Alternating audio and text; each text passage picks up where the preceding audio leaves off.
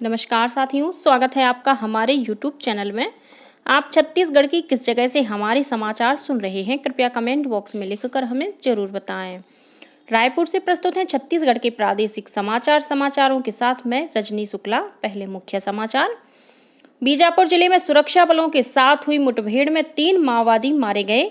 मौके से LMG और AK-47 बरामद। रायपुर के बिजली सब स्टेशन में हुई भीषण आगजनी की घटना की जांच के लिए 6 सदस्यीय समिति गठित की गई। 40 प्रभावित परिवारों को 9-9 हजार रुपए की तत्काल राहत राशि प्रदान की गई।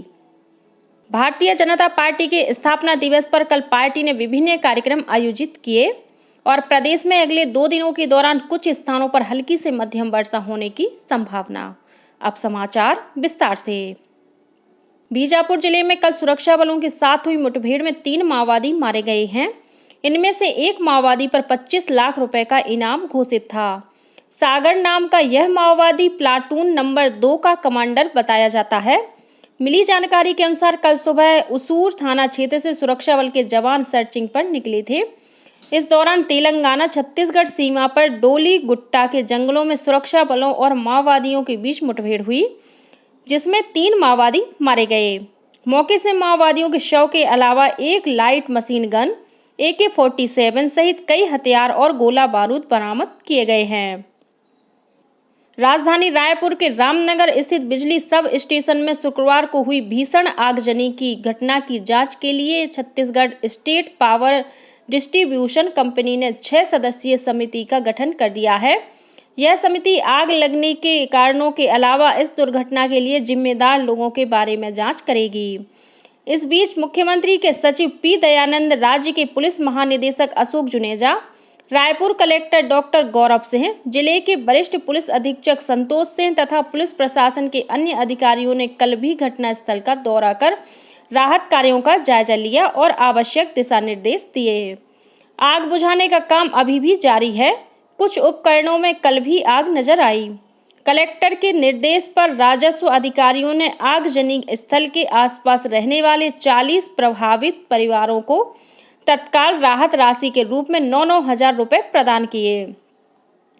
गौरतलब है कि राजधानी के रामनगर गुड़ीपारा इलाके में स्थित बिजली विभाग के सब डिवीजन कार्यालय परिसर में शुक्रवार दोपहर भीषण आग लग गई थी। इस आगजनी से परिसर में रखे ट्रांसफार्मर और अन्य उपकरणों को नुकसान पहुंचा है। आगजनी की घटना के बाद परिसर के आसपास के घरों को एहतियात के तौर पर खाली करा लिया गया था।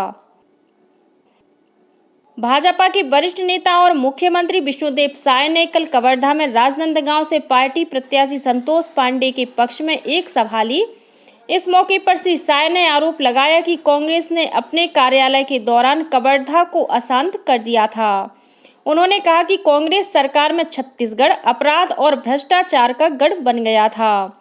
इस अवसर पर मध्य प्रदेश के मुख्यमंत्री मोहन यादव भी उपस्थित थे।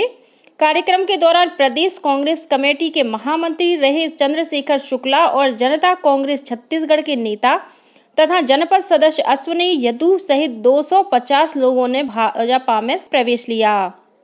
वहीं जांजगीर चांपा जिले के अकलतरा में भारतीय जनता पार्टी द्वारा आयोजित एक कार्यक्रम में 100 से ज्यादा लोग भाजपा में शामिल हुए। इस अवसर पर आरंग विधायक खुशवंत साहेब, जांजगीर लोकसभा सीट से भाजपा प्रत्याशी कमलेश जांगड़े और पार्टी के जिला अध्यक्ष गुलाब सिंह चंदेल मौजूद थे। वहीं इसी जिले के बालोदा में आयोजित भाजपा के विधायक स्तरीय सम्मेलन में 200 से ज्यादा लोग पार्टी में शामिल हुए। इस अवसर पर आरंग विधायक खुशवंत साहेब और धरसीवा विधायक अनुज शर्मा मौजूद थे। केंद्रीय जांच ब्यूरो CBI ने पूरे भारत में शिशुओं की तस्करी के नेटवर्क का भांडाफोड़ किया है। CBI ने दिल्ली और हरियाणा में 7 स्थानों पर तलाशी ली। ऑपरेशन के दौरान सिर्फ 1.5 दिन और 15 दिन के 2 बालकों और 1 महीने की बच्ची को बचाया गया है।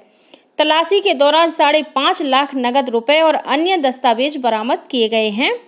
CBI ने 7 आरोपियों को गिरफ्तार भी किया है।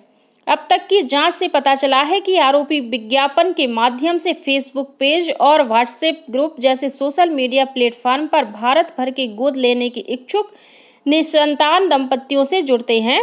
यह गिरोह कथित तौर पर वास्तविक माता पिता के साथ साथ सरोगेट माताओं से भी बच्चे खरीदते हैं और शिशुओं को 4 से 6 लाख रुपए प्रति बच्चे की कीमत पर बेचते हैं।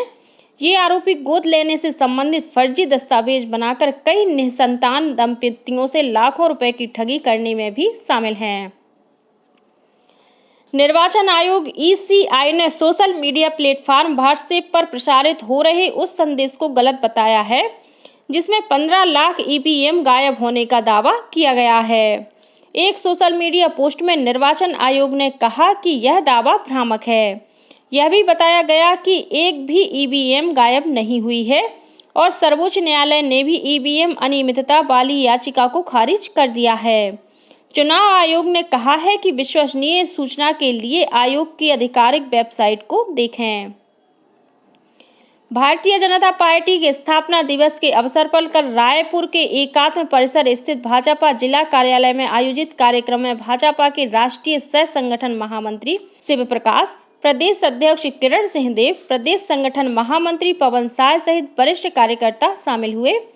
इस मौके पर प्रदेश अध्यक्ष श्री देव ने ध्वजारोहण किया। कार्यक्रम को संबोधित करते हुए पार्टी के राष्ट्रीय सह संगठन महामंत्री शिव प्रकाश ने कहा कि आज से 44 वर्ष पूर्व भारत में राष्ट्रवाद की भावना से ओतप्रोत एक नए राजनीतिक दल का उदय हुआ था।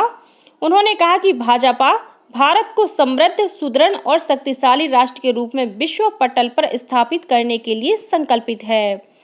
भाजपा स्थापना दिवस पर मुख्यमंत्री विष्णुदेव साय ने पार्टी के सभी कार्यकर्ताओं को बधाई और शुभकामनाएं दी। उन्होंने कहा कि प्रधानमंत्री नरेंद्र मोदी के नेतृत्व में भारत आज पुनः विश्व गुरु बनने की ओर अग्रसर है। प्रदेश कांग्रेस कमेटी ने राज्य के गृह मंत्री विजय शर्मा के खिलाफ आदर्श आचार संहिता उल्लंघन की शिकायत मुख्य निर्वाचन पदाधिकारी से की है। प्रदेश कांग्रेस अध्यक्ष दीपक बैज के नेतृत्व में कांग्रेस के एक प्रतिनिधि मंडल ने कल मुख्य निर्वाचन पदाधिकारी कार्यालय पहुंचकर एक ज्ञापन सौंपा। इसमें कहा गया है कि गृह मंत्री श्री शर्मा के नेतृत्व में कार्यकर्ताओं ने नेता प्रतिपक्ष डॉक्टर चरणदास महंत के बंगले के बाहर प्रदर्शन किया, जो कि आदर्श आचार संहिता का उल्लंघन है। कांग्रेस ने एक अन्य शिकायत में भारतीय जनता पार्टी की छत्तीसगढ़ इकाई द्वारा अपने चुनाव प्रचार में सोशल मीडिया पर धार्मिक प्रतीकों का उपयोग करने का भी आरोप लगाया है। पार्टी ने मुख्य निर्वाचन पदाधिकारी से इस पर त्वरित कार्रवाई करने की मांग की है। राजनांदगांव में प्रधानमंत्री नरेंद्र मोदी के खिलाफ विवादित बयान देने पर छत्तीसगढ़ विधानसभा में नेता प्रतिपक्ष डॉक्टर चरणदास महंत के खिलाफ पुलिस ने एफआईआर दर्ज कर ली है।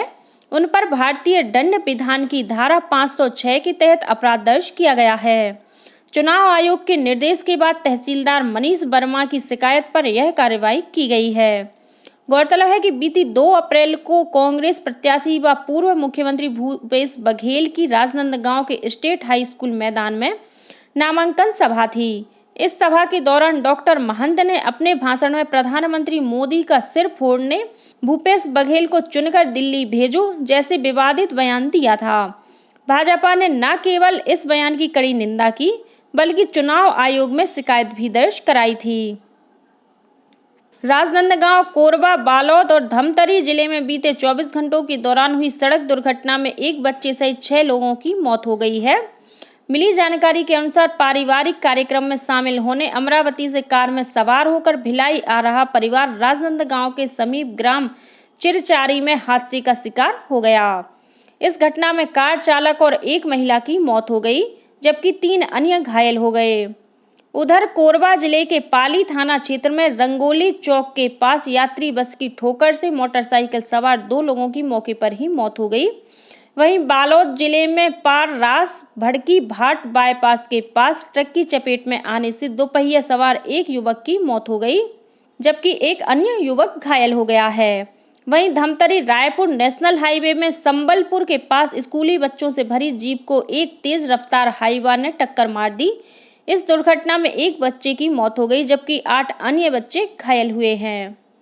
लोकसभा चुनाव के तहत मतदाताओं को जागरूक करने के लिए प्रदेश में इन दिनों स्वीप कार्यक्रम के तहत विभिन्न गतिविधियां आयोजित की जा रही हैं। इसी कड़ी में कल जगदलपुर में मतदाता जागरूकता रैली को राज्य की मुख्य निर्वाचन पदाधिकारी रीना बाबा साहेब कंगाले ने हरी झंडी दिखाकर रवाना किया। श्रीमती कंगाले ने रैली में शामिल दिव्यांगजनों को पुष्प भेंट कर उनकी हौसला अफजाई की। कार्यक्रम में महिला पॉलिटेक्निक कॉलेज की छात्राओं द्वारा नुक्कड़ नाटक, दिव्यांग बच्चों द्वारा गीत और दरभा स्कूल के छात्रों ने स्थानीय बोली में मतदान करने का संदेश दिया।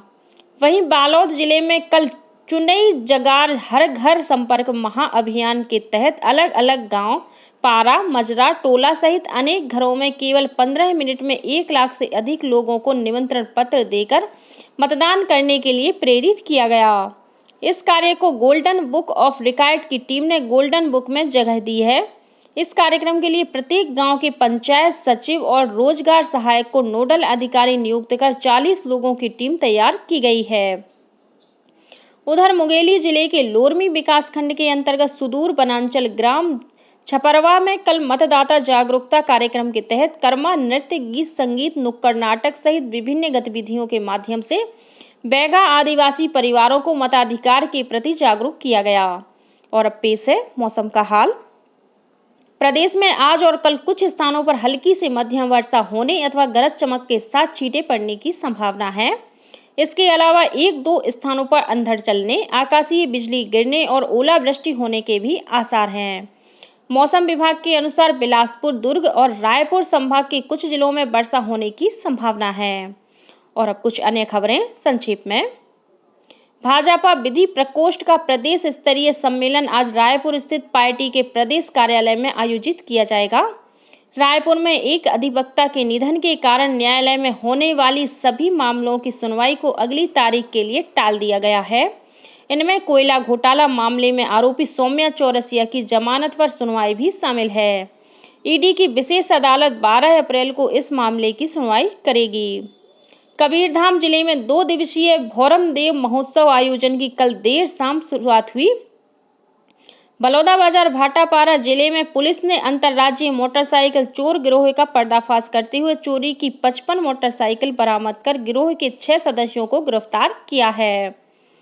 पेंड्रा रोड स्टेशन में चेकिंग के दौरान 14 किलोग्राम अवैध गांजा जब्त किया गया है। और भिलाई इस्पात संयंत्र के राजेंद्र प्रसाद को एशियन बॉक्सिंग चैंपियनशिप की चयन समिति में शामिल किया गया है। यह प्रतियोगिता 6 से 10 अप्रैल तक पुणे में आयोजित की जा रही है। इसी के साथ छत्तीसगढ़ के समाचारों का ये बुलेटिन समाप्त हुआ। नमस्कार।